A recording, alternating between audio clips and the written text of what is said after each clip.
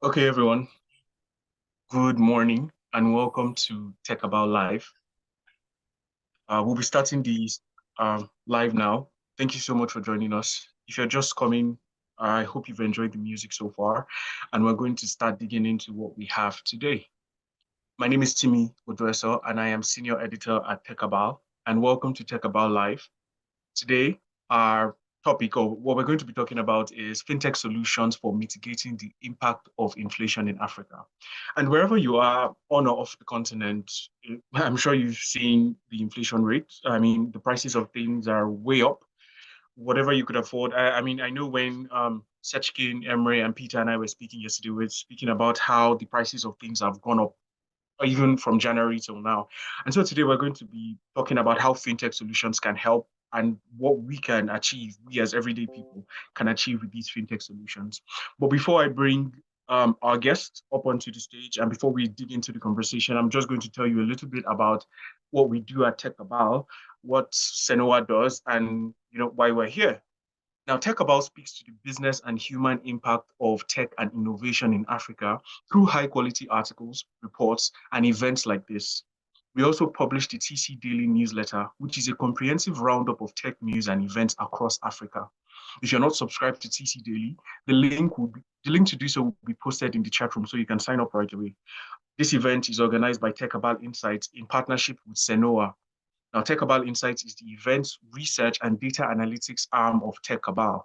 We're an African-focused digital economy consultancy that leverages big data to help startups, investors, operators, big tech companies, governments, and other ecosystem players on and off the continent to answer specific questions and implement key interventions.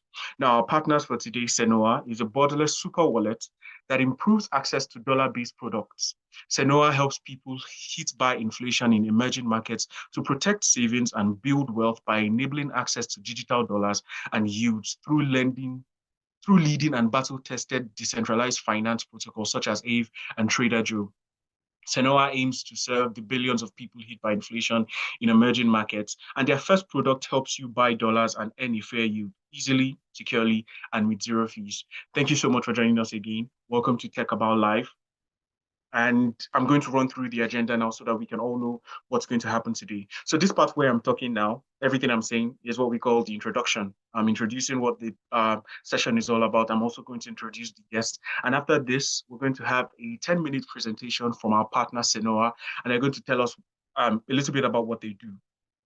Following that, we're going to have a 30-minute conversation with Yasmine, Seçkin, Emre, and Peter, where we talk about fintech solutions and how they can mitigate the impact of inflation in Africa. Then we'll also have a Q&A session for another 30 minutes. And if you have questions, if anybody in the audience has questions for this segment, please drop them in the Q&A box. Now, don't drop them in the chat box because it's easy for us to miss them. Drop them in the Q&A box. I think I'm not sure, but I think it's you'll see a Q&A box when you press the menu button on Zoom. So you can drop your questions there and guests will answer it. And when we also get to the Q&A session, we're also going to answer that. And yeah, that's most of it. That's what we'll be doing today. A few housekeeping rules is that, number one, I already mentioned dropping your Q&A your questions in the Q&A box. Number two, my colleague, Victoria Olaunikwekun, is in the chat room right now. She's going to be your chat room moderator.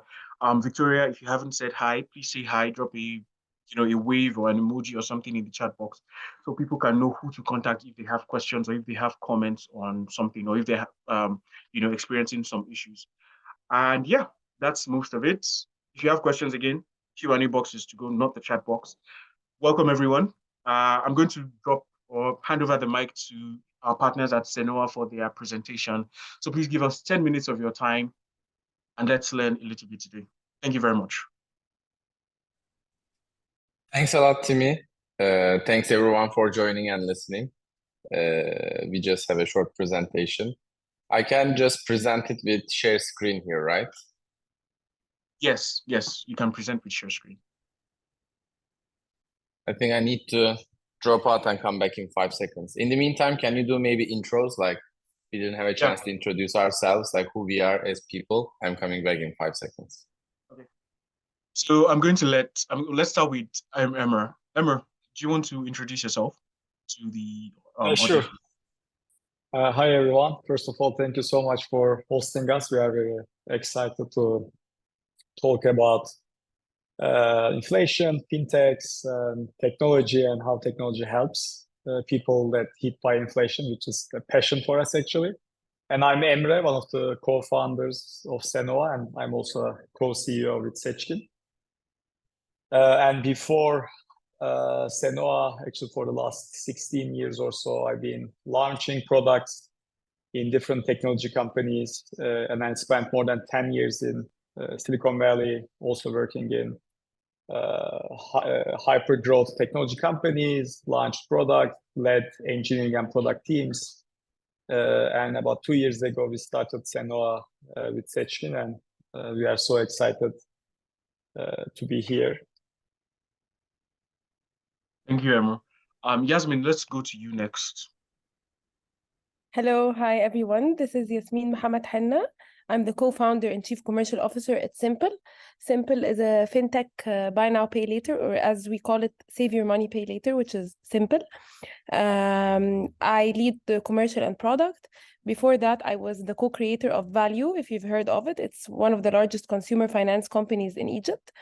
And I was actually the first employee there. I was leading products and call center sales and commercial. Before that, I worked at Value for 4.5 years, at Sympl for 2.5 years. Before that, I was working at the Vodafone in telecom, so I made a shift in industry. So I was working in commercial and sales in Vodafone. I'm 32, almost 33 years old, and it's a pleasure to be around you guys. Thank you so much for joining us. Peter, let's go to you.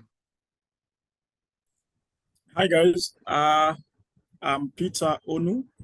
Basically, been within the fintech space for a decade now, leading a couple of financial solutions within the industry, and of course, I've added value across my periods, and currently I manage the remittance vertical with MTN Group. Leading through the architecture and the delivery, and also strategy, of how the remittance business itself, is to shape Africa as a whole. So I think that's pretty much, from me. Thank you, Peter. Seçkin, what about you? Perfect. Great to meet everyone. I'm Seçkin. I am co-CEO with Emre at Cenoa, and I'm also one of the 4 co-founders. And in summary, I've been building and growing financial brands and products for 15 years. Before Cenoa, I was leading the biggest card business in Turkey, one of the biggest in Europe, Middle East, even Africa, like with more than 25 million cards and 4 billion transactions a year. I spent 5 years doing that. And before I spent 8 years at McKinsey, working with banks, fintechs, and other financial institutions all around the world, from global trillion-dollar banks in New York to up-and-coming challenger banks in emerging markets. I had the chance to work all around the world in that. And we are super excited about Genoa and what we are building. And hopefully this session will serve that mission as well. Great to be here. All right. Thank you for that, Seçkin. Do you want to go on with your presentation now? Of course. As you said, the discussion for today is fintech solutions for mitigating the impact of inflation. I'll spend maybe not even 10 minutes, but 5 minutes talking about the inflation. And the first slide we have is, we always see these names, these definitions in global publications like the Global South, the emerging countries, and things like rest of the world. And the interesting thing about that is actually the world has 8 million humans and 7 billion of them live in emerging markets. So actually we are not the rest of the world, but we are the most of the world. And when we look at what we have in common is, we have a lot in common, but unfortunately, one thing we have in common is struggling with inflation and devaluation for decades, or in some countries like centuries. So that's an unfortunate thing we have in common. And if I go next, inflation and devaluation for these countries is not just one of the 100 problems we face. For many countries and for billions of people in these countries, this is the problem. This is the number one problem. And here we see 6 example countries, and these represent more than 750 million people. And when we look at how much US dollar price increased in the past year in the open market, we see numbers above 50% and even approaching 100 or 200%. And this is just example countries, right? We can add more countries to the list and it will reach billions. And when we say 50%, this is a huge number. This means like when you're waking up, this is the first thing on your mind is, did the dollar increase today? Did the prices of my bills or my groceries increase today? Like yesterday, I afforded food on the table. Today, did the prices increase? Can I still afford it? And I understand the numbers I'm projecting are not the official inflation rate. And when we talk to customers and potential customers all around the world, we realize the official inflation rates actually do not reflect what people experience on a daily basis. There are countries where official inflation rate is around 15, 25%, but the cost of food has doubled or tripled. And we realized it's all linked to the dollar. So that's why we looked at open market rates. And these numbers are huge. And this is really one of the biggest problems for these people. And when we talk to customers, as I said, 50%, 100% is not just a number. This is the biggest stress point in their life. We heard some very difficult decisions people had to make. Like there are people who gave up eating meat or doing other stuff so that they can buy formula for their baby. There were people saving 10 years for retirement in local currency, and overnight they lost half of their saving because there was an overnight devaluation. We talked to people who were getting like multiple jobs just to make ends meet. So when we say inflation is the biggest problem, numbers like 50, 100% may not mean a lot of things to people who don't face this problem, but this is what it means. These are tragic stories, very difficult trade-offs people have to do day to day. And when we look at the solution, unfortunately, the system is not giving a lot of tools and solutions to the people against inflation. And using the dollar is the most popular tool we see. Like I will give 2 examples. In Turkey, close to 80% of bank deposits are denominated in US dollars, not Turkish liras. And whatever people keep at home is in dollars and gold as well, not in Turkish liras.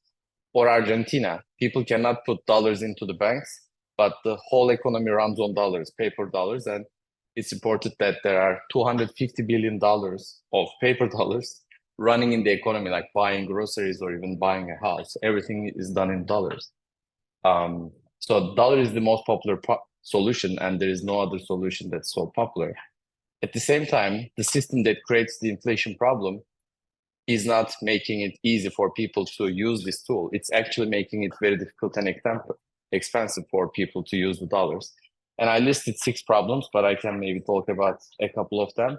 Like 1, buying dollars is difficult, right? In some countries, it's restricted. In others, you go to the bank, they say there is no dollar. I'm sorry, you cannot buy it. In others, number 2 is very expensive. Like you get your salary, you want to convert to dollars because you have bills to pay, mouths to feed in 10 days. You buy the dollar and sell in 10 days, and you can lose up to 40% of your money. Like in Turkey, this is 7%. In Nigeria, you cannot buy at the bank, so you buy at the open market, you put it in the bank because you don't want to keep it at home. And then when you sell it at the bank in 10 days, you get the central bank rate, which is based on the day, like 30%, 40% lower. Argentina is worse. 3, you don't get any yield on your dollars, so your dollars are not growing. Unlike people in the United States, they can use fintechs like Apple or Wealthfront or others to get 5% yield on their savings because that's what the Federal Reserve is paying. But in these emerging markets, you usually get 0. The others, sending dollars is difficult and expensive. Even in the same country, like if I wanted to send $100 to my sister in Istanbul, it will cost me $20, $30 just to lend her that money because it's a global network. There's no good solution to do that. And finally, spending dollars is difficult. Like in Nigeria, you want to shop online in Alibaba or AliExpress or Amazon. In Turkey, maybe you converted your salary to dollars, you want to shop in a grocery store, but USD cards are not available in most countries. And in some, they are available, but they are very problematic. So when you look at it, inflation is the biggest problem people face. The system is not offering a solution, and people try to use dollars to solve that, but system is making it very difficult and expensive. So that's why we realized we have waited long enough. Like, I'm 37 years old. I grew up in Turkey. I've seen decades and multiple cycles of inflation in Turkey.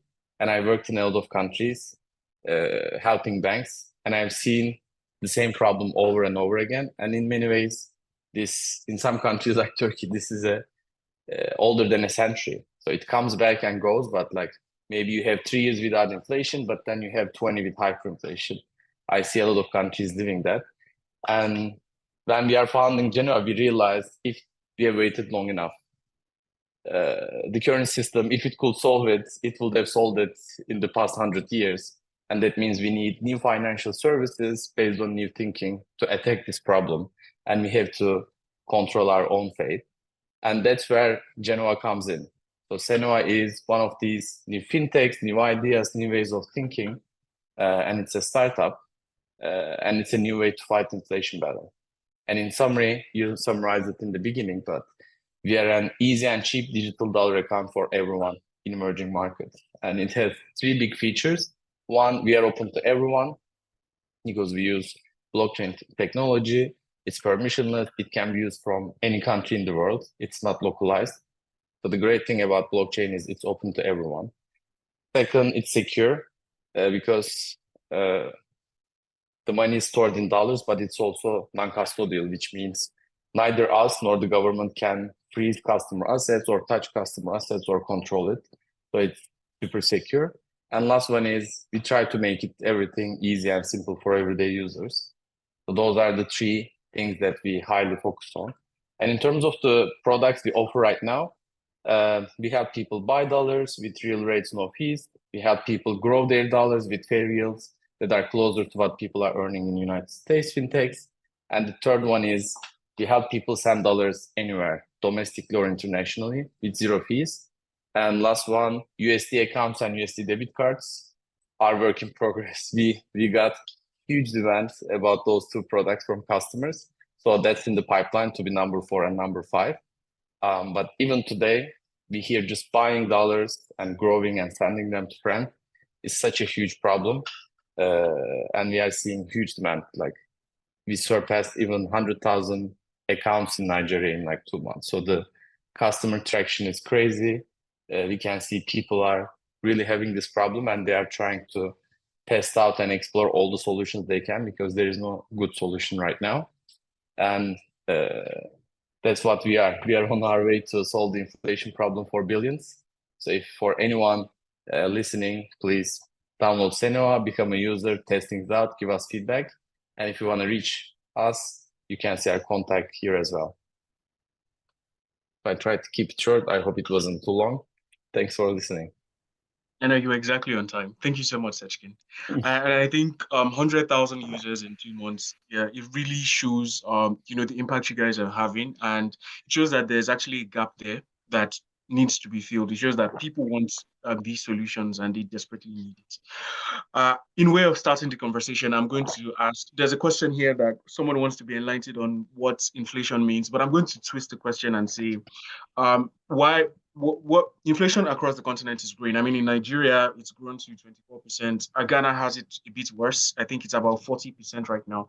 So to all of you, what's causing the inflation rates that we have now? And why does it keep increasing? Are there any global events that are contributing to this or local events? And this is an open question. Anyone can answer.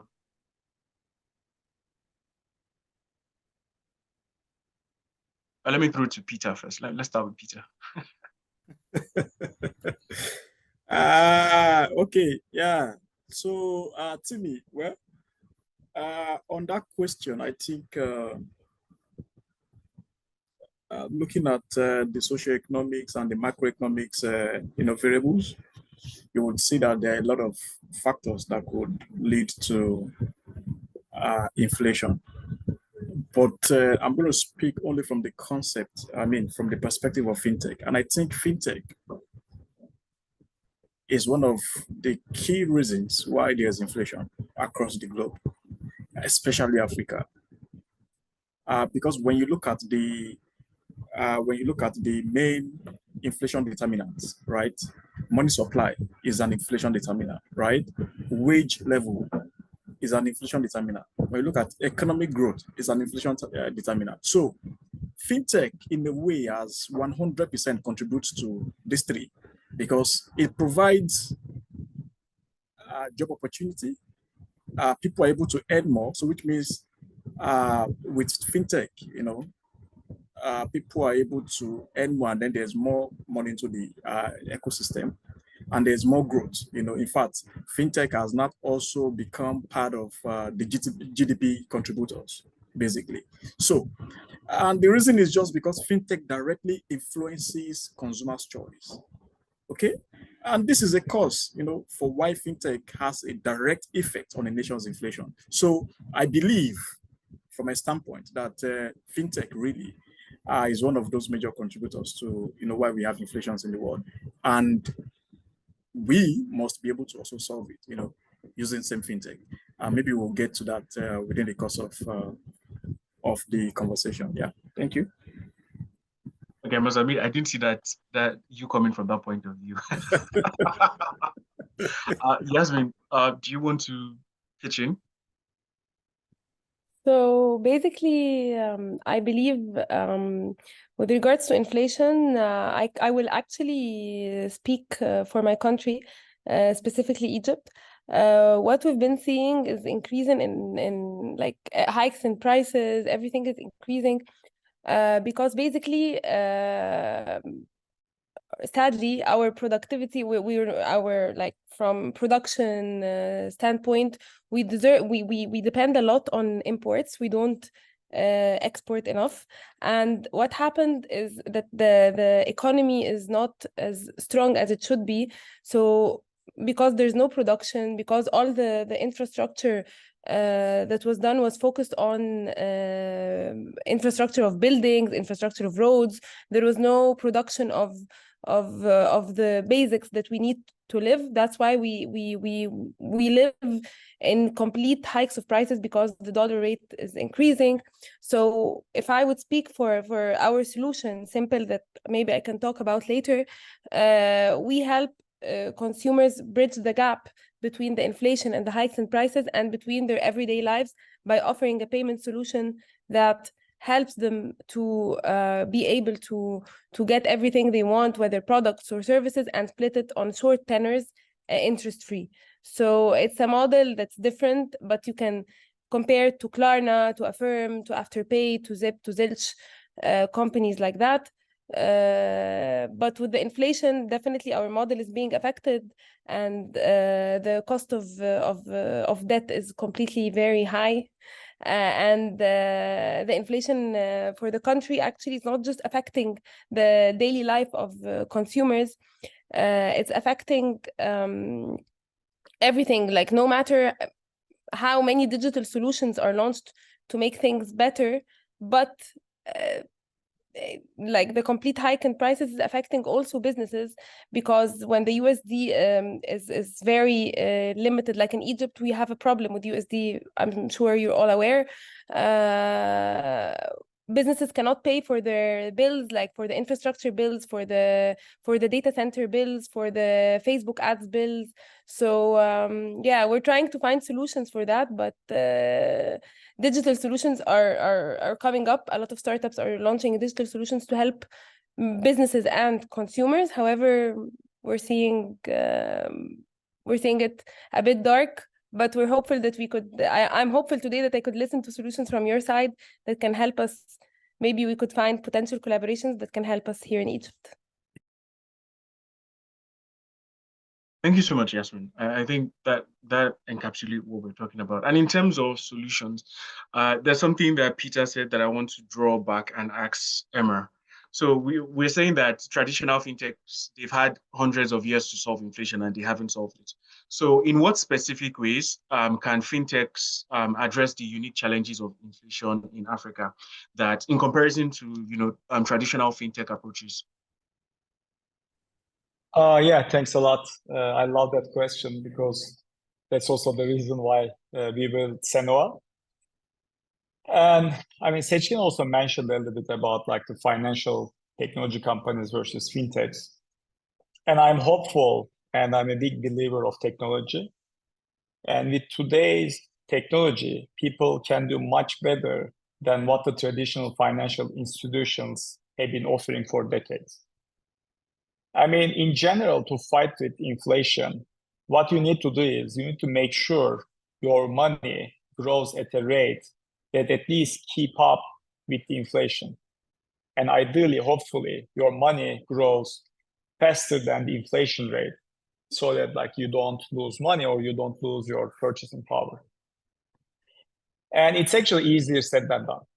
It's not always easy, and it's not always easy for everyone, and everyone in different countries, whatever, every situations actually requires different solutions. For instance, like if you have a good enough savings already, or if you live in a wealthy nation, then you might actually aim for long-term investment options, and you can take risks, you can stomach volatility, and your investments actually can be high, and you can invest in things like real estate, stocks, mutual funds, etc. And there are a bunch of fintechs that help you do that. For instance, like Robinhood help you invest in these kind of assets, or there are a bunch of fintechs actually help you invest in, let's say, real estate or other stocks. So that's good news. But on the other hand, if you live in an emerging economy like Turkey, for instance, or Nigeria or Egypt, and if you don't have actually a lot of savings already, then it means you need short-term investment options so that like you can actually you can still grow your money, but you have access to that money whenever you need it. And it can be either daily or weekly or etc. So what we suggest, or like what we see, one of the best solutions might be stable currencies, because stable currencies like US dollars or European euros, etc., like these things are very correlated with inflation. So if the dollar is going up, probably the inflation is going up, and it's vice versa. So that's why keeping, especially like if you don't have a lot of savings, and if you don't have access to complex or sophisticated investment options like stocks, mutual funds, or real estate, etc., probably the best way you can do is like to have your savings in stable currencies like euros and dollars. But there's also a problem for that. So the problem is in some countries, even buying dollars is either very expensive or it's even sometimes illegal. And even if you buy dollars, then you can buy, let's say, for a limited amount of dollars, or you cannot get high yields on dollars. Or if you want to convert dollars, there might be actually very high fees, etc. So it might be either illegal or either costly or either like very difficult, etc. So that's why we actually built Cenoa. At Cenoa, we have the passion to create a free, easy-to-use digital dollar wallet for everyone, so that people can at least protect their value of their money, and they can still save their money in strong assets like US dollar, and they can still earn yields. And at the same time, since there is no lockup, they can immediately spend whenever they need to spend their money. So I hear a little bit about fintechs in having the potential to increase financial inclusion from what you've said, but there's a question on how this inclusivity can contribute to mitigating inflation's effects on marginalized communities in Africa. And let me go to Yasmine for that. Yasmine or Peter? Okay, so I will go first, and then maybe Yasmine would chime in. Okay. Okay, so what I believe is maybe fintech should be used as enabler of service instead of creating money in circulation. And I think as far as the fintech space is concerned, we are not innovating enough. Because when you look at all the innovations you have within the fintech space, they all focus at the passive use of fintech. Now, the passive use of fintech touches based on fintech for payment, debits, it's all money in circulation. And that will keep on, affecting. So I believe the active use of fintech should be the focus. And when we say active use of fintech, then we talk about the two-way transactions, right? You check your sales, you check your purchases. Fintech must be able to, control that cycle end to end, not on the consuming side, because again, there is so much that we can do. The more the usage of digital financial technology, the more government maybe is going to have income, right?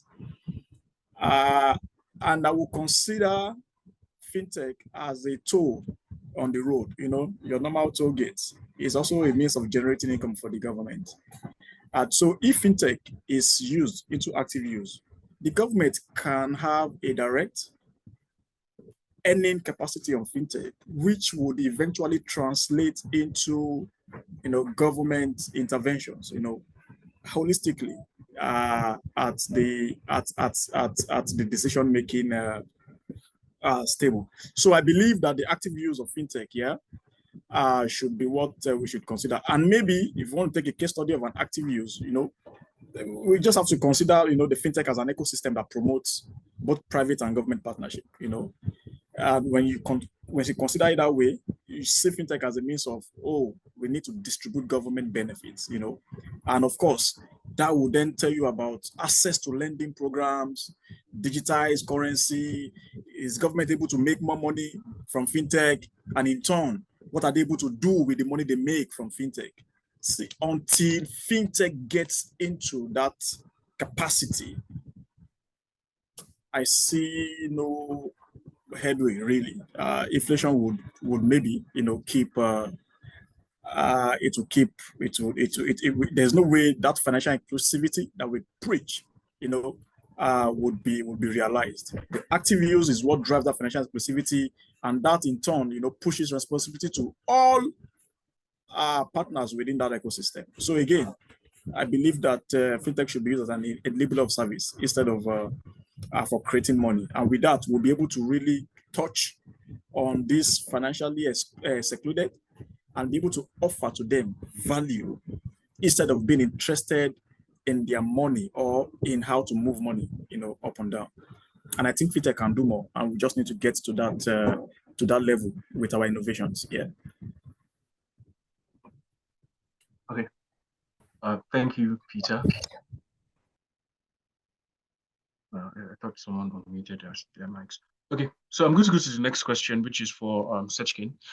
Inflation often leads to reduced purchasing power. I mean, the money, like we mentioned, the money you had in January, you can't purchase the same things you can purchase in January with the same money you have now. Everything is way out of budget. So how can fintech innovations assist individuals in managing their finances and making the most of their resources during high inflation periods? And I know you actually answered a bit of this when you were doing your presentation, but could you dig in a little bit deeper?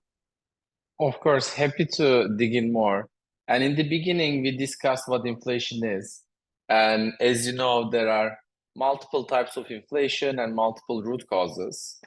But the most common type we see in emerging markets, even in the West, is simply by printing too much money, right? As I said, there are multiple root causes like wars or supply chain crisis can increase the costs. There can be other challenges, but in many cases, that means the country is just printing too much money.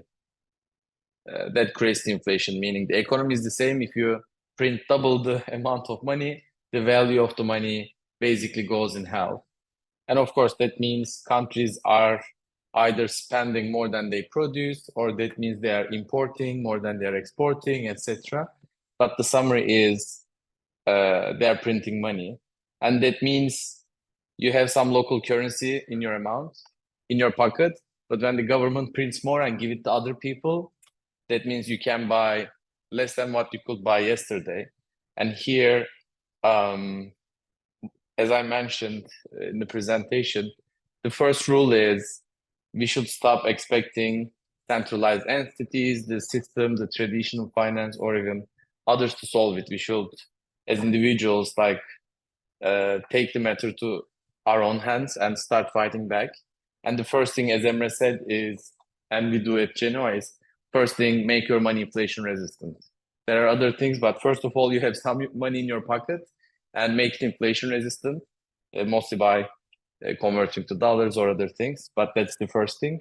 And also there are other things people can do, like number two, increasing emergency savings goes a long way. So when you are in good times relatively, if you have a bigger emergency saving, you can stomach the volatility even better. That gives you a lot more options. Number three is continuous learning and upskilling. That means with the new digital economy, there are like many ways to make passive income, side income, or move from job to job. So it's always important to keep your income high or increase your income. And the last two are about spending. Like one, we recommend people to do budgeting and monitoring very closely. That helps you understand where there are options, like where you're spending your money, what you can optimize, what you can postpone, what you can cut. And the last one is shopping smartly, number 5. There are, when I say shop smart, there are like a couple of options.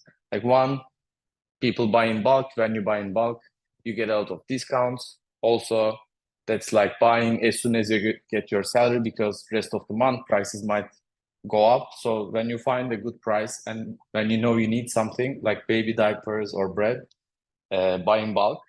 Number 2 is we see a lot in emerging markets. The generic brands are 2-3 times cheaper than the global brands, but they deliver similar quality. So I think those are the 5 things. But the first one, as I said, is it's the bird in the pocket. Like you already have some money, make it inflation resistant, then try to increase your income and control your spending. And as you can see, the last 4, like increasing your income and decreasing your spending, is not as easy, because as we talk to customers, they have already training in an area. It's not super easy to change their job. Or decreasing spending, it's easier said than done. When you meet people saying we stopped eating meat so we can buy baby formula, it's really hard to tell them to cut even more. So the number 1 thing is making your money, I think, inflation resistant, so you don't lose it. So, Timi, if I may add volume to what Seçkin has said. Seçkin, I don't know, maybe you correct me if I'm wrong. I believe that what fintech should really focus on is moderation. How do we bring moderation into the whole services that fintech offers? Because it is until we have moderation, right, being offered as a service, that we can begin to have this total control on inflation. If not, I do not see. So spending, lending as a service, all these different aspects of fintech. The question is how do we bring moderations into it? Because that is really the selling point. Yeah. I completely agree. As we said, the inflation happens when a country spends or consumes more than they produce. This happened a lot with the individual level as well. In my previous job, I was, of course, working on prepaid debit card products, but also I was working on credit card products. But as you said, if not used wisely, what happened at the country level can also happen at the consumer level. If you keep spending, if you don't do moderation, if you keep spending more than you can earn, that creates a huge problem for the family, because you end up accumulating debt. And I think that's where fintechs come in, as you said, like helping people plan their financial health, do moderation, plan ahead, and of course borrow if they have to for short-term needs, but not go unplanned and unresponsible amounts. I completely agree. Can I chip in here, please? Okay. So actually, I agree with you on that point. So when we launched Sympl, we called it Save Your Money, Pay Later, because basically we're looking at short-term fintech payment solutions that can help people bridge the gap they're living because of the inflation on short term, because most of the financing here, for example, in Egypt, it's long term up to 60 months. So we're seeing delinquencies are increasing day by day in the long-term financing because of the inflation. People are unable to afford paying their debts and their due payments on time because they were in debt at a time where their income was sufficient for them to live the life they wanted. Now their income like buys them less and less and less and less day by day. So they don't pay their due payments. So it's very important then that in times of inflation, the products actually serve the state of the economy that the country is living. So for example, our solution focuses on a maximum of, we're speaking from 2 weeks up to 5 months maximum in a situation or in a country where people is financing at 60 and 70 and 80 months. So we're seeing like also when we lend people at Sympl, the consumer has to have the money in his debit or credit card. And then we split we ask the user to do a payment of 25% of the amount, and then the amount is split on equal monthly installments or weekly installments or bi-weekly installments, because we want to make sure first we authorize the amount to make sure that the full amount that the user is actually able to afford that amount in cash, or he can afford it all at once. And then we start splitting the payment on short-term plans. So in times of inflation, it's very important that financial institutions are responsible enough not to overburden the users with limits, credit limits that they cannot repay, or very long tenors for customer profiles who cannot afford to be able to settle on the longer term. So for example, in Egypt last year, there was a consumer finance company that launched an interest-free program on 60 months. So my question was to that founder, I asked him, how do you expect people to pay in 60 months the dues? Like, how do you expect people while the inflation, the prices are in extreme hikes, the US dollar rate is not fixed in the country, how do we expect people to commit for 60 months? So it's very important that the solutions are aligned with the current state of any country that's incurring inflation. Thank you so much, Yasmine. And very brilliant points across board. What then is the role of the government in this? I mean, we've talked about the role of companies, the role fintechs have to play, but what role do regulatory bodies play in fostering the growth of fintech in Africa to combat inflation? I mean, are there specific policies or initiatives that you believe are crucial to, achieving this goal?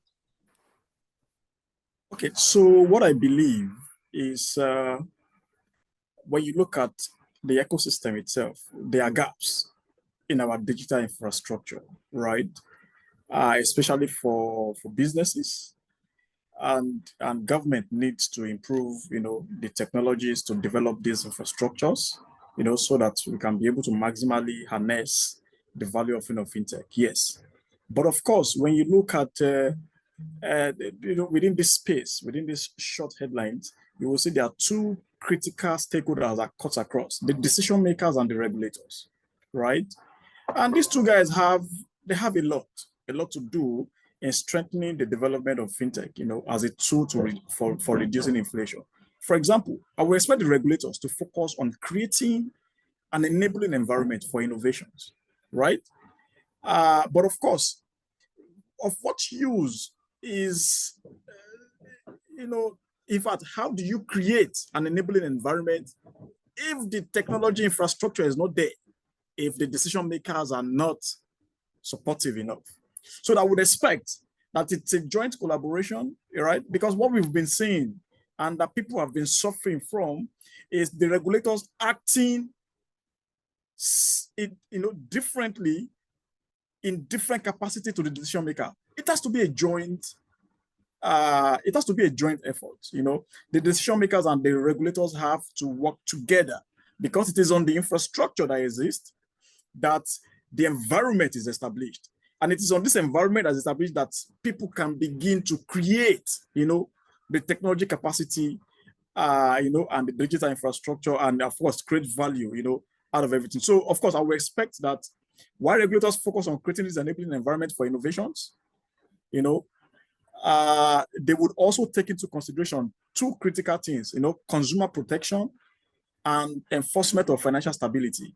Again, these are key points, and these are focal points to, at times, I think I blame,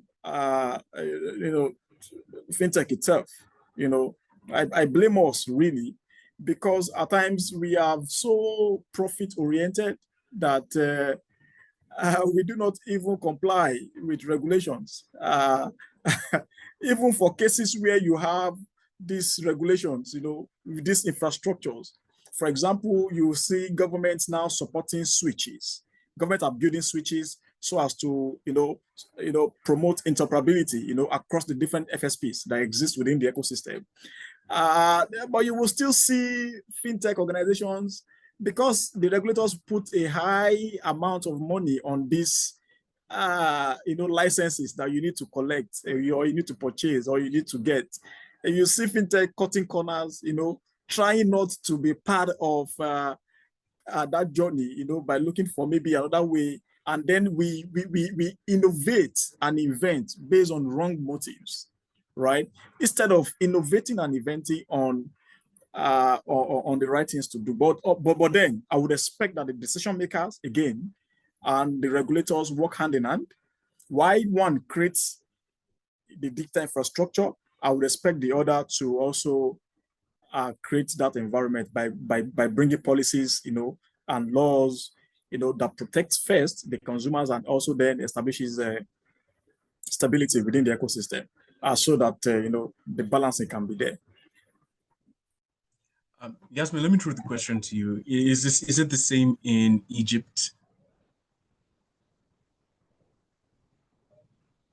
So with regards to the regulatory system, this is your question? Yes.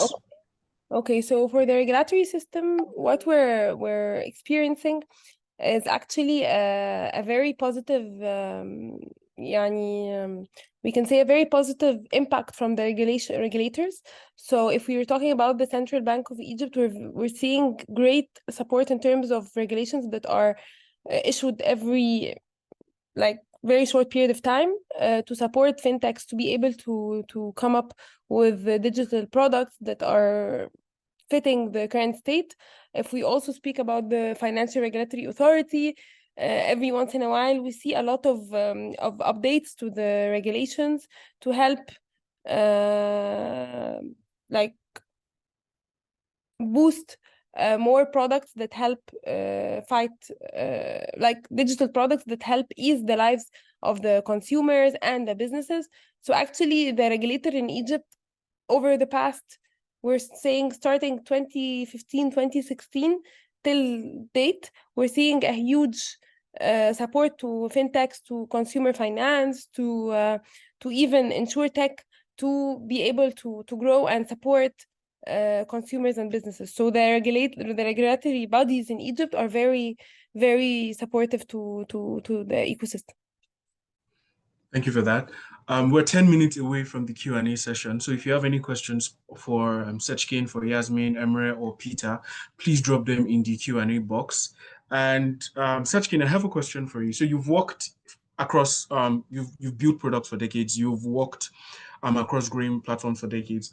And now there's what we can call or what I guess even Peter would say is a proliferation of fintechs across the continent and across everywhere else. But there's still a general mistrust and misconception of these products. So what do you think is the reason for the general misconception for these? That's a great question. And the number one thing to say is this is natural. And this has happened before. So right now, I think we have seen many waves of fintech and banking in the past maybe 30, 40 years. Like first, we were doing cash banking, right? We were doing everything by cash, and people started using cards. There was huge mistrust, worries, stress, anxiety about using cards instead of cash. Second, in a lot of countries, we started seeing ATM. So you were not going to a bank branch, but you were going to an ATM. That took maybe 5 years for people to digest. Then we had telephone banking before internet. We could call the bank, do some transactions. Again, we saw a lot of stress, fraud, anxiety, even in desktop internet banking and then mobile banking. So now what we see in every technological wave, people have like questions and stress. But when it comes to money, this is 10 times more because it's your livelihood. And it's all natural. I guess that's just human nature. It's hard to believe what companies or governments or institutions say. You just need to see it happen for years and days after, because that's how trust is built. Like a company, a brand, a fintech, or a technology promises you something, and when you see it day in, day out for a long period of time, you start trusting. So I think one part of this is natural, and the second part of it is, I think, dependent on the fintechs. As Peter said, there are many ways to build a brand, build a product, build a company. You can, some of them choose the good ways, some of them make mistakes. I think the responsibility for fintechs like us to make sure new technologies are adapted and people can trust and benefit them is to be responsible entities and be transparent, and treat people's money as if your own, etc. I think transparency and education plays a huge role. And of course, being good fiduciaries is super important. So I want to hear how you guys are solving this misconception. So how each of your companies, I know Cenoa already did a brilliant presentation for us. I also want to hear if you guys have further examples of how you're solving this. I also want to hear about what Sympl is doing and how MTN Group FinTech is also solving misconceptions and educating people on the importance of these fintechs to them, especially in underserved regions. So Emre, do you want to start off? Yeah, I can start. I mean, I think like this, the transparency is actually the king in this kind of things, especially when it comes to fintech, because simply people tend to be afraid of what they don't know. And it is valid for in every other area in life, and especially in technology, because technology is, I mean, by definition, it's a new thing that, and if you are not very tech savvy or if you're not very technical, it's natural that you don't know it. And when you don't know it, then you tend to be afraid of it. So it's very important. So I think for fintechs, it's very important to really, first of all, like make it very easy to understand. And second, to make it very transparent. Like if there's nothing to hide, then people will start to trust you. And if once people start to understand, like they're gonna trust even more. So that's why for us at Cenoa, what we are trying to do is, first of all, it's on blockchain. So it's every transaction is transparent. So people actually can check. I mean, obviously people, they cannot know like for individuals, and they cannot know the private informations, but every transaction is on blockchain. So therefore, like they know what we are doing. It's transparent. And it's also non-custodial. So we cannot, Seçkin also mentioned about it in the presentation, but like we cannot hold any customer's funds. Like we cannot control it. No one can control it, actually. Even like governments cannot freeze accounts or can take money from people's account, etc. So that's the beauty of the new technology, blockchain. So first of all, again, to make it very simple and easy to understand. Second, to make it transparent. And third, really giving the control back to the users. So these are the things that we keep doing. And people are asking like if like how we are doing it, like is it too good to be true, etc. it's not because we are using this new technology called blockchain. So it's by definition, when a new technology comes, it's better than the previous technologies. For instance, now think about the cars, for instance, like the combustion engine is an old technology, but when the electric cars come around, they're a lot more efficient. And same with banks. And for instance, like the banks have been using the same infrastructure for decades now. And therefore they have a lot of overhead, like bunch of employees, bunch of branches, etc. But when the fintechs come, they bring the new technologies, so they make things more efficient. And when the blockchain came, it's even more, because it's much more efficient, and you can actually cut the middleman. You can be a lot more efficient, and you can be transparent. And basically, these are the things that we do at Cenoa for the trust issue. Okay. Yasmine, what about, Peter, what about MTN Group FinTech? Well, I think I will speak from a different perspective. The gospel has been you build trust, you preach trust. But again, how do you build trust in people? What MTN does is to provide employment to people. We use fintech, put food on the table of people, provide them with employment, increase their spending capacity. And that's it. And that's how you gain the trust of the people. And that's what we do. So it's simple. And that's why when you look at the Momo slogan, you see, it's a do more with Momo, and that's it. Just explore, do more, just enable the service to the people, allow people to use, fintech as a service. And that's how, you eventually build the trust, that translates into, whatever you think, is going to bring the people back, to embrace the technology itself. And I think that's basically what we do. Yeah. All right, thank you. Yasmine, finally, how does Sympl solve this? So basically, we don't, as I don't want to repeat myself, but as I've mentioned earlier, we don't basically we don't over-debt people. We don't like to indebt people. We like to make sure that we are a responsible company. If you are not capable of getting what you want, we don't overburden you. We don't over indebt you, and we help you do responsible shopping while being able to bridge the gap, as I've mentioned earlier. So I don't have much to add here, but if you want to ask me the question in a different way, maybe I have more input, but basically I don't want to be repeating myself. Okay, that makes sense. We're going to go into the Q&A session now. I know even in the chat box, we have quite a couple of questions for all of you.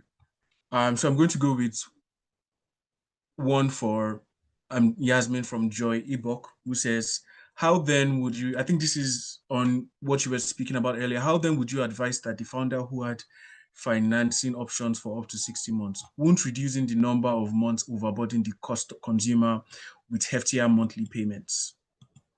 Okay, that's a good question. So basically, there are two things. First, when we talk in Sympl, we target the products and services of the everyday life. So we target your fashion, wearables, your grocery shopping, your gym subscription, and so on. But if you're talking about heavy items, if we're talking about a fridge that you get once every 10 years, if we're talking about an appliance like a mobile phone that stays 2 years with you, we don't finance those products and we don't focus on them.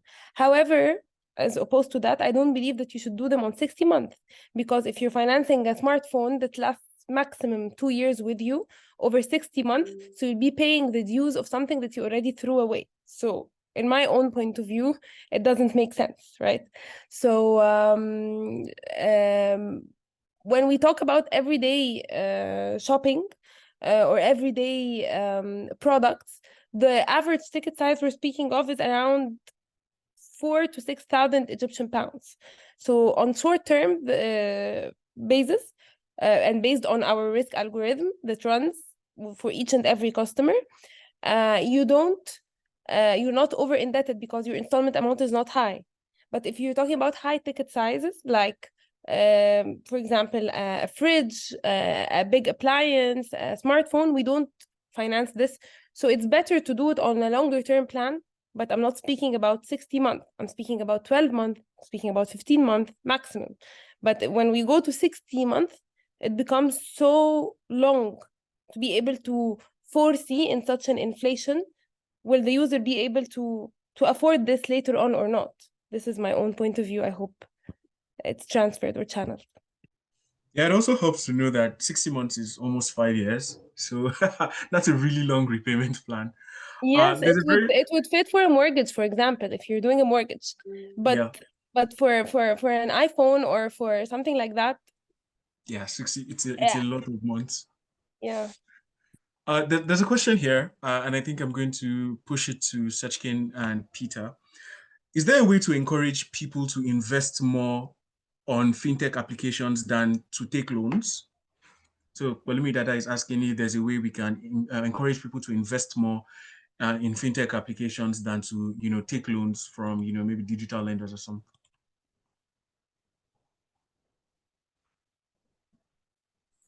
Sorry, maybe clarity. Seçkin, maybe before you go on, I just want clarity on what you mean by fintech applications. But Seçkin, if you have that definition, please go ahead. Let me see. I mean, would you like me to bring Pelumi Dada up? Let me see if he's still here, so he can ask his question live. Hi, Pelumi. We're going to ask you to unmute now. Victoria, could you please help us with Pelumi? I can't unmute him at the moment.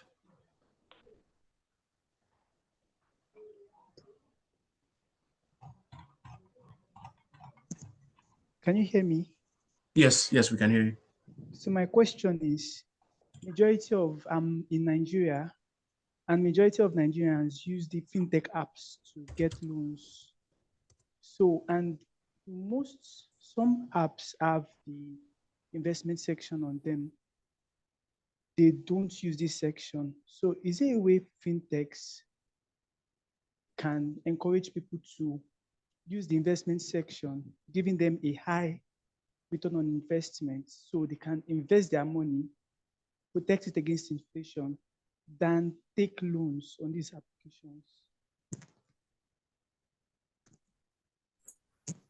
Okay, better. I think I understand you better now. And it goes back to what I've been echoing and saying since, which is fintech should not, focus on creating wealth, right? I mean, creating money in circulation. And that's why you see these are part of what we call the direct impact of fintech on inflation. Because when you do that, you are not only, affecting the people, you are also making the environment very volatile, because at the end of the day, you build a ton load of debt profile for yourself, and then you are unable to sustain it. And on the organization side as well, the fintech organization or service provider, they then have much of their value outside that they cannot recuperate, and then eventually they shut down, which collapse the economy, on the long run. So investment as to lending, there are two different things, and there are two reasons why people would approach a fintech application. Yes, those that are investment inclined would go for but we look for immediate gratification, because you would see that the consumers directly, or maybe fintech should be able to have products that are able to properly segment the people, right? Because proper segmentation matters a lot. For a consumer to go to the app and use the loan service instead of the investment service simply means he's interested in the lending part. He needs the value. And I would so much advise, that the innovation needs to come from fintech organizations. When you look at the lending profile of a consumer, you can use that to also sell investment plans for them, directly or indirectly. And later on in the future, they get to reap the plan. I mean, they get to reap these investments that they are really not in support of, and then over time, they start to build that consciousness that the investment is good for them. Investment simply means me tying my money, out. So I can't tie my money out while I suffer. So for me to go to the app in the first place is because I need value. Now, for those that need to do investment, those are people who now believes in the future, who believes that they need to tie their money down. And that is where you see the different saving portfolios coming out, right? A different offerings you give people to say, save now, get more later. You sell value to them in different forms. Some will say, lend now, pay later, using lending as an investment. Then you begin to sell investment to people. Innovation needs to come, from the fintech side. Software can be written in any form, right? And so is fintech, because fintech is directed to the consumer directly. So if fintech speaks to the consumer directly, fintech should be able to take enough inferences, right, to generate innovative products that will drive the consumer. So, Pelumi, to your question, there's nothing you can really do until fintech maybe begins to understand people and then give them products that they are able to sustain. Because when you give lending and I can't pay back, there's never a time I'll be able to do investment with you, because I will always not having. But if fintech begins to stop creating money in circulation and offer value instead, offer learning as a service, offer building as a service, allow people to be able to maybe save towards a goal. Okay, I need to build a house, I need to rent, I need to let people use services to drive how they interact with fintech. That is the only time, Pelumi, that a consumer will go to the platform to do lending and would see a savings investment that makes sense, and then we just go and click it and forget that he needs to still borrow, even though he can still borrow. So the blend would come in, from when fintech begins to do exactly what they're supposed to do. But for now, I think we still have a whole lot to catch up with within the fintech space. Thank you so much, Peter. I have two questions for Seçkin and Emre. But before I go there, we're going to have the poll come up on screen. So to everyone listening, please fill our poll. It's going to pop up right on your screen. So it's going to take you less than a minute to answer. So Victoria, please cue the poll. And now for Seçkin and Emre. So someone says, should technology-driven solutions to inflation be in collaboration with governments? And can this pose a threat to solutions? What is the Cenoa's team take on this?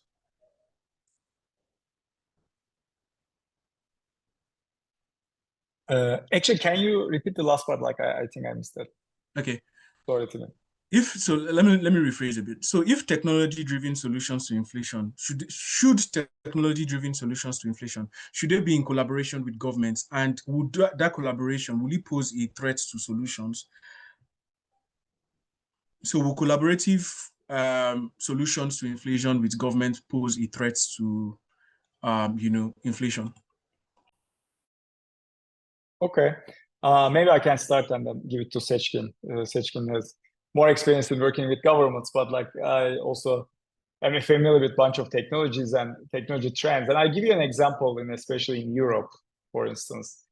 When governments, Europe and US, I will say, and when governments take the right actions, it actually fosters the innovation. For instance, maybe 20, 30 years ago, financial system in the US was actually very bad. It was almost like an oligopoly. Look, there were four or five big banks dominated the market, And since they dominated the market, they didn't really have incentives to innovate, or they didn't really have incentives to provide like good customer service, etc. But they can charge fees, they can have a sloppy customer experience, etc. And then they still get away with it.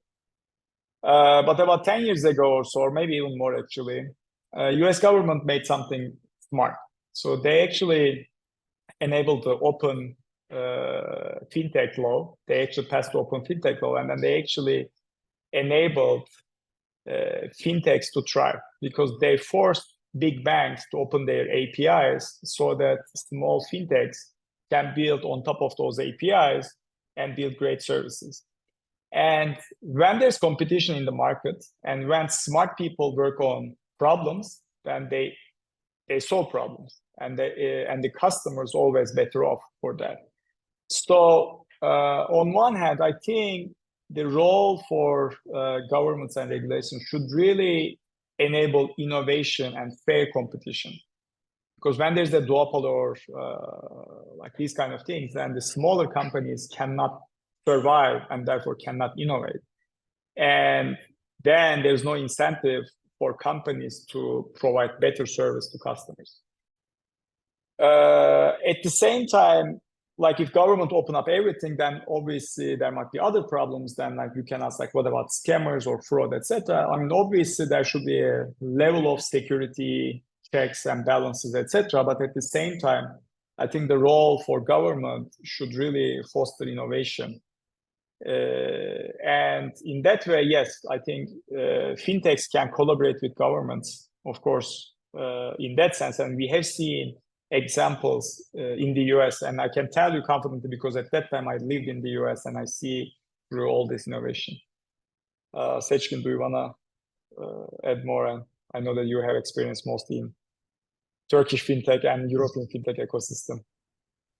Sure. I mean, actually, Emre did a great job in explaining, and I agree 100% because there are like many technology cycles and regulatory approaches we have observed.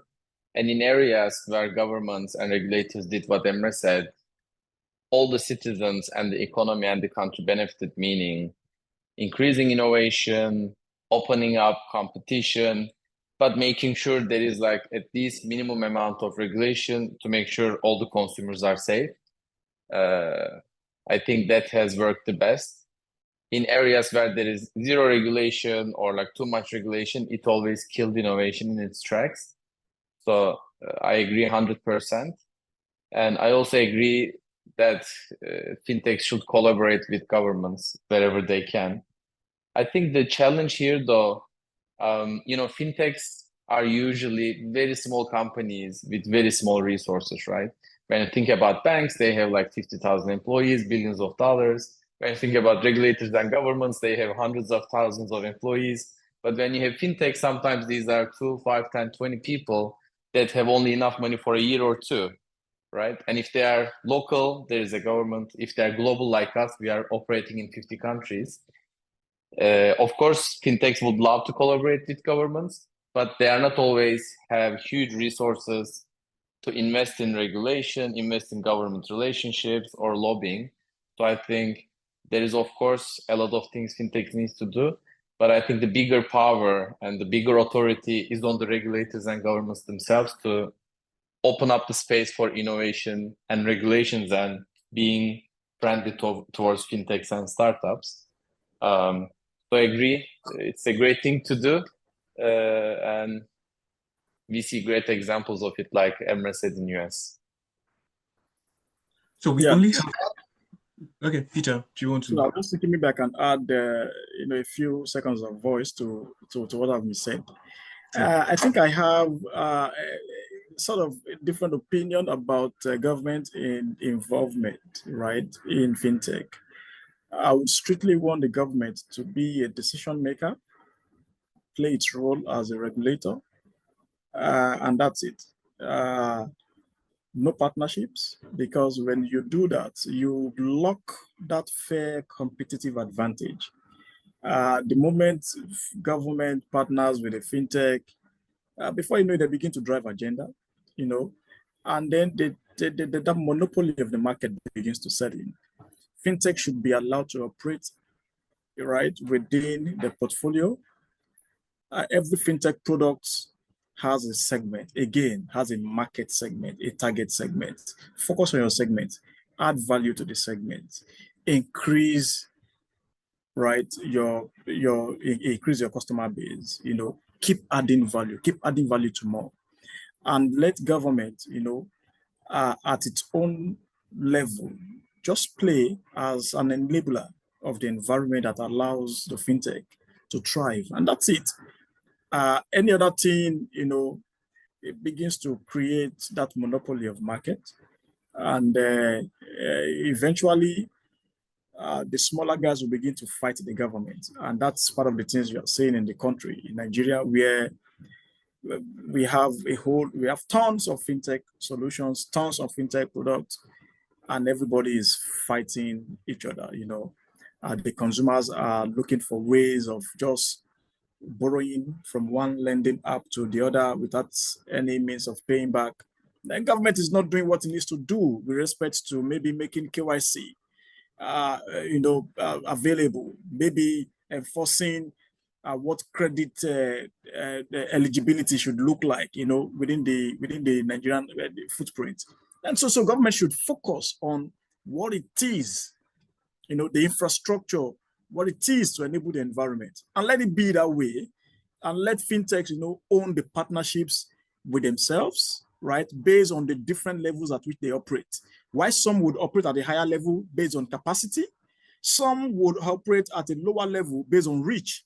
So we would expect that some will act as a last mile to the consumers, others will basically operate maybe at an aggregator level, and maybe others will then operate at maybe a more level just to support interoperability, and the structures are what we need, to really have fintech really, add value in the world at large. Again, so I just feel like just putting that out there, Yeah, thank you.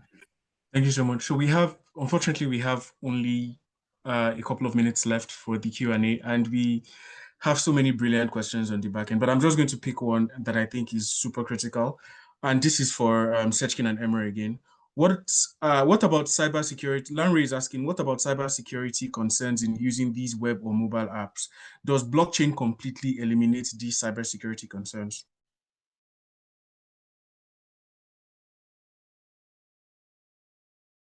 I can go, Seçkin, if you want. I can begin it. So the thing is, I think that in terms of cybersecurity, the core of blockchain technologies actually stem from cryptography. So the whole idea of blockchain actually builds on security. Therefore, it actually creates a trustless environment. So in that sense, I mean, if can anyone say the blockchain technologies can eliminate all the cybersecurities? Probably not.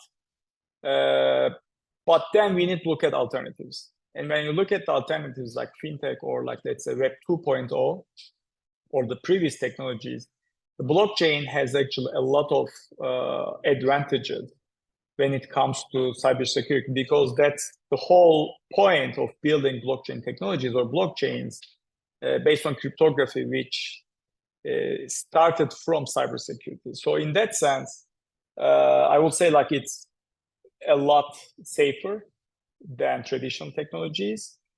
Can it eliminate all the risks?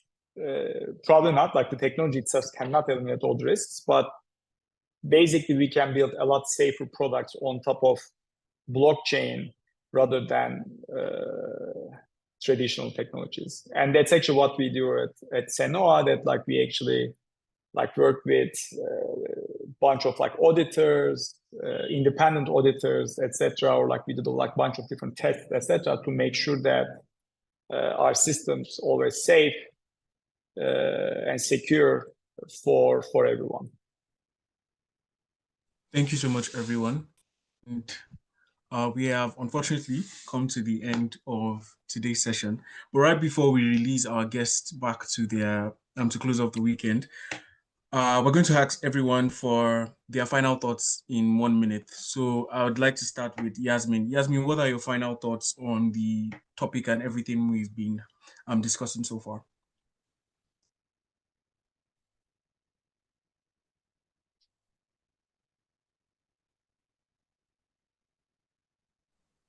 Okay, I think Yasmine is a bit indisposed right now. So Peter, do you want to kick us off? Yeah, would you like okay, final thought on the topic so far, right? Yes, So final again, thoughts. I believe this needs to be taken into the classrooms. We need research, we need theories, we need experiments, right?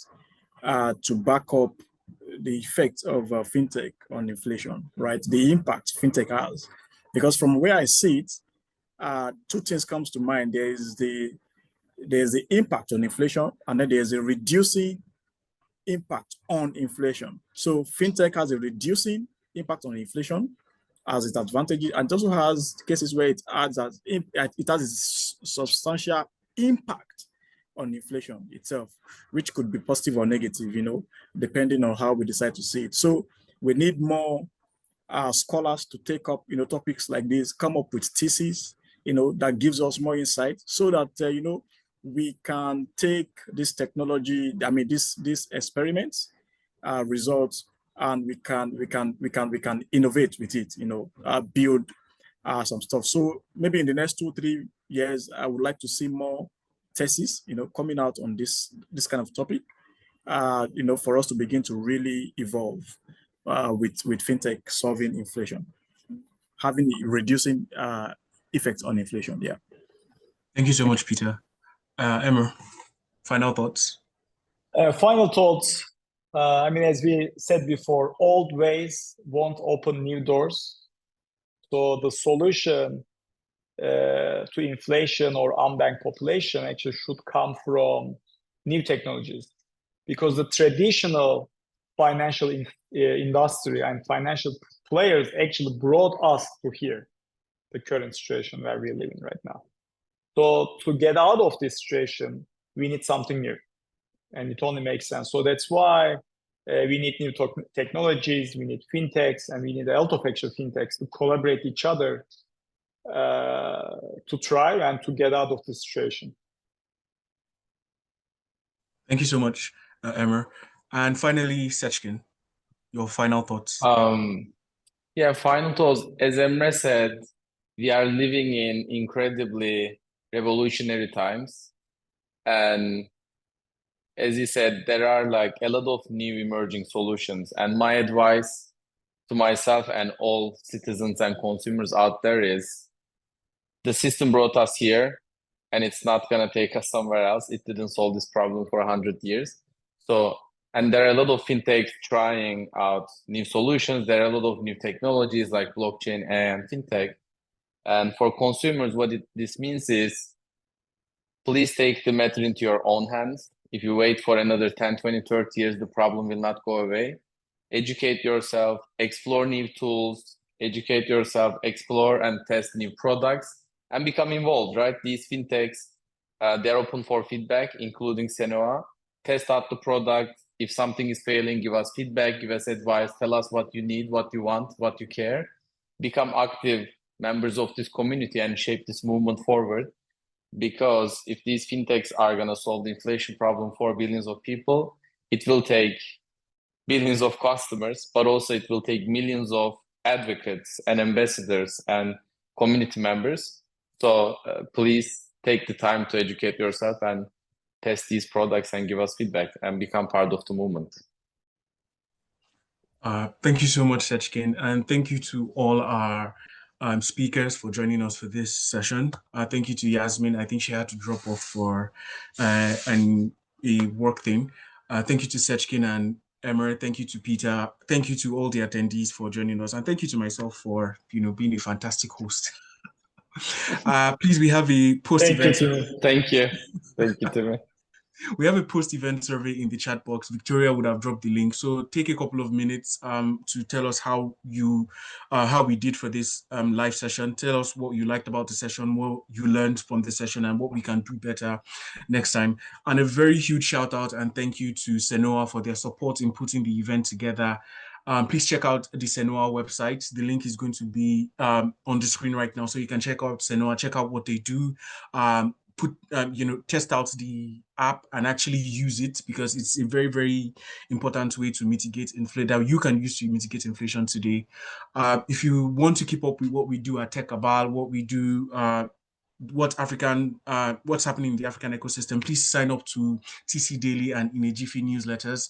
Victoria again will put the link in the chat box, so you can sign up with one click. Thanks again to everyone. Please join us next time. This has been TechCabal Live, and we'll see you in a couple of weeks. Thank you so much. Have a good night. Thanks, Seçkin, Emre. Thank you. Timi, thank you so much. Yeah, thank you so much. Thanks, Peter. Thank you, everyone. Thanks, Tim. Bye. Yeah, bye.